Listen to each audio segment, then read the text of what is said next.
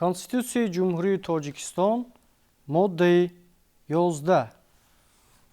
Тоҷикистон сиёсати сулҳҷӯёнаро ба амал татбиқ намуда, соҳибихтиёрӣ ва истиқлолияти дигар давлатҳои ҷаҳонро эҳтиром менамояд ва муносибатҳои хориҷиро дар асоси меъёрҳои байналмилалӣ муайян мекунад.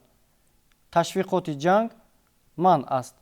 Тоҷикистон вобаста ба манфиатҳои олии халқ метавонад ба иттиҳодияҳо ва ташкилотҳои байналмилалӣ дохил шавад, аз онҳо барояд, бо кишварҳои хориҷӣ робита намояд. Давлат бо ҳамватанони берунмарзӣ ҳамкорӣ мекунад.